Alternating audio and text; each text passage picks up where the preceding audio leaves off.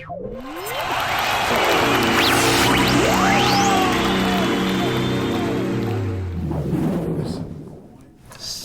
can you tell us what Nathan's prognosis is 24 hours after it happened? Yeah, he's had surgery. The right Achilles was completely ruptured. Initially we thought that was not the case, and he just had a small cut in the back of his heel which looked to be down towards the Achilles, and the original plan was just to wash that out, clean it out, make sure it didn't get infected, as it can do. But at the surgical exploration, unfortunately, it was found to be completely ruptured. So the segments were separated a little bit, and so a conservative way of managing this with just putting it in a cast or something was not an option, because the ends of the tendons weren't together. So it was surgically corrected, and he'll be in some sort of immobilising device for between 8 weeks and 2 months and 3 months.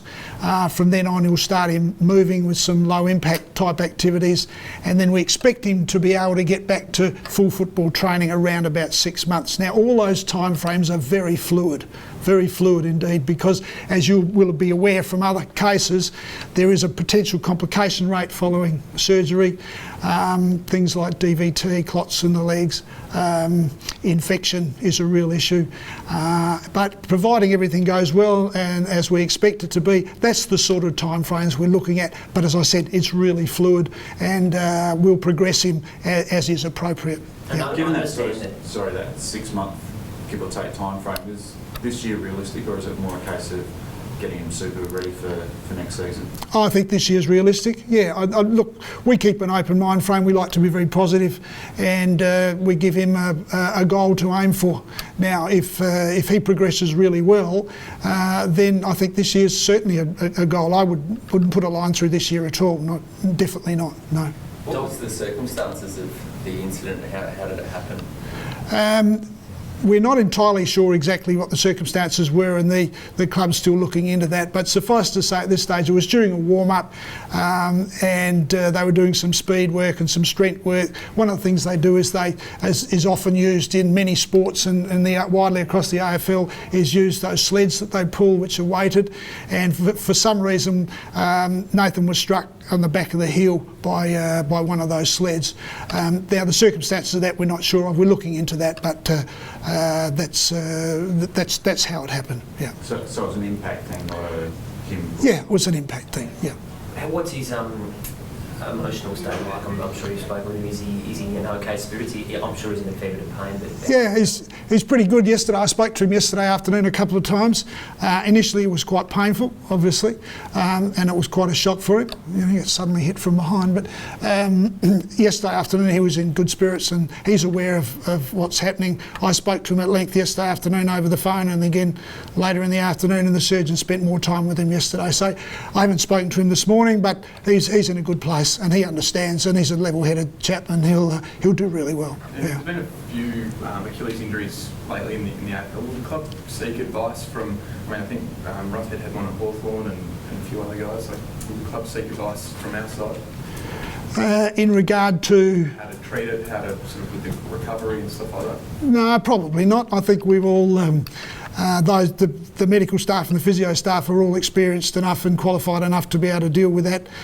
If we have any doubts, we obviously compare notes with other professionals, but there won't be any thought of him being sent anywhere for anything else at this stage anyway.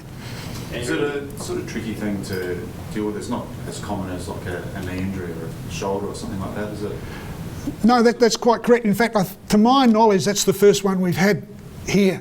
But you know, there's lots of cases of high-profile sports people who've had them, and it's quite a common injury in the community, and orthopaedic surgeons are dealing with them quite frequently. More common in sort of people in their late 30s, early 40s, and sort of tennis players that snap their Achilles.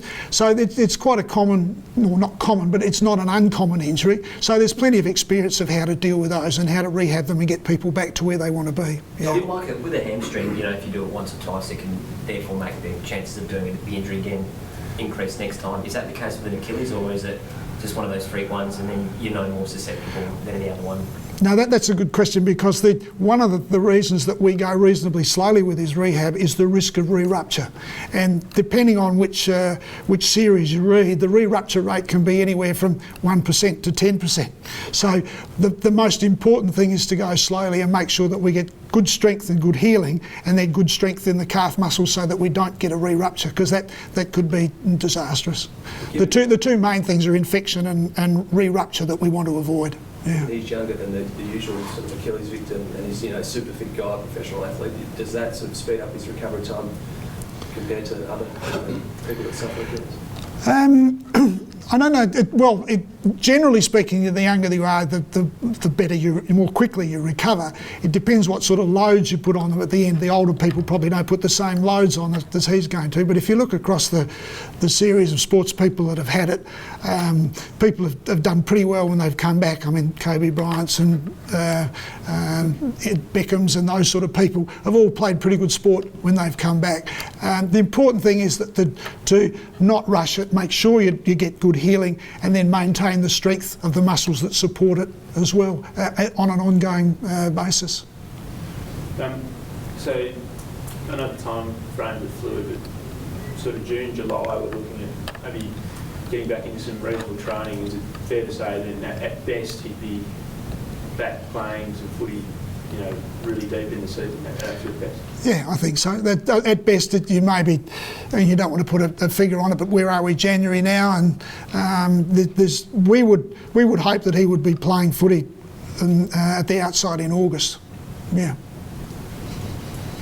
But again, as I said, that's very fluid, depending on, we're in the very early stages, what happens in the next week, and then how he progresses with his rehab and strength and so on. Just on other players, everyone progressing well, back to injuries, Tex Walker, Jenkins, those boys? We're very pleased with the way everybody's progressing. We were just saying the other day that all our guys in rehab are getting pretty close to getting into full training, so we're in a good place at the moment medically, yeah.